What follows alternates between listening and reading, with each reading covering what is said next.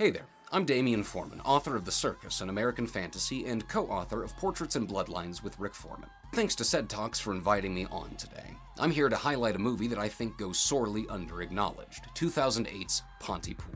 You want a movie for the week? I will give you a movie for the week. To start, some background on Pontypool.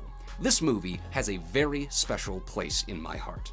I didn't really get into horror movies until I was about 12 or 13. I'd seen plenty of them before, but I didn't seek any of them out on my own for quite a while. Now, when I had found Pontypool, I had just watched the 28 Days Later films, the Night of the Living Dead franchise, and a handful of other zombie flicks. Plus, I went nutty about a video game called Dead Rising. Zombies were, and to a degree still are, my favorite horror monsters. It was here, at the height of my teenage zombie mania, that I discovered Pontypool.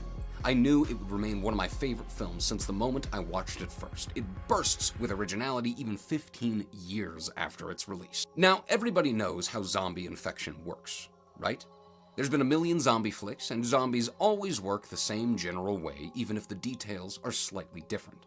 Zombies can be living hosts with parasites infecting them, or they can be the legitimate walking dead. They can run, or they could shamble about the cities, so on and so forth. There are many differences, but there are always quite a number of similarities. The zombie is, admittedly, a monster that is very hard to evolve. Pontypool, however, takes the idea of a zombie and flips it on its head.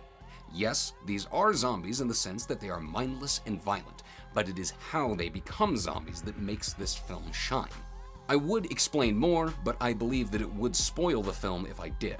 I honestly believe that nobody's going to be able to call the why and the how of this movie until it's actually revealed. The central mechanic of this film's apocalypse is the kind of out-of-the-box thinking that I simply must respect. Even if this movie otherwise sucked dog turds, I would still have massive respect for the concept alone.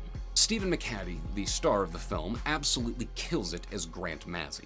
The rest of the cast does do well in my opinion, but I find McHattie an absolute gem to watch. Grant Mazzy, an out-of-his-element radio host in the small town of Pontypool, is an over-the-top character whose egotistical yet charismatic presence was matched perfectly by McHattie's performance.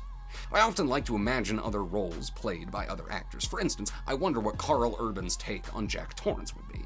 But there are a few roles that I just can't imagine another performer in, and Stephen McHattie as Grant Mazzy is one of them. I'm not saying it can't be done, but I am saying that I'm skeptical. Beyond the major mechanic of the film's plot and McHattie's performance, I also love how many ways the film can be interpreted. I have not delved into what Tony Burgess intended with the creation of Pontypool. I generally believe in the death of the author, and that people ought to derive meaning in art independent from the creator's intentions. That said, I've found 3 ways that I like to read this film. 1. Pontypool is about news media and the way it affects that we perceive the world. 2. It is an allegory for post-traumatic stress disorder. Or 3. The film expresses what we have to say is just as important as how we have to say it to each other. I'm sure that there are more ways to be able to read this film. These are only a few of the ways that I've looked at it over the last decade and a half. Much like many of my other favorite films, I find a deeper meaning and another layer of metaphor in Pontypool every time I watch it. Pontypool was adapted from the novel Pontypool Changes Everything, the second book in the Boodley Mayhem trilogy.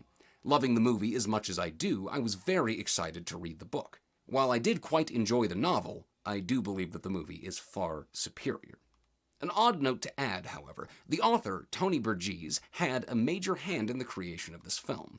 Contrary to what I assumed, this did not mean that the movie itself remained anything close to the novel. In fact, they diverge quite literally in almost every way except for a few characters and the main concept that drives the virus. Pontypool is terribly underrated, and I'm very happy CEDtalks gave me this chance to come in and talk about it. Even if this film is not your cup of tea, I hope that you can find it interesting as food for thought. My name is dDamian Foreman, and I write scary stories. My horror fantasy novel, The Circus, an American fantasy, debuted this last February. Within, a young woman finds herself trapped in an otherworldly circus where souls are currency. To survive, she must support the circus dictator, or risk it all, challenge his authority, and topple his regime. My short fiction was collected in Portraits and Bloodlines, along with many of my father's short stories. While most are horror stories, this collection dabbles in other genres such as fantasy, science fiction, and even a little bit of comedy.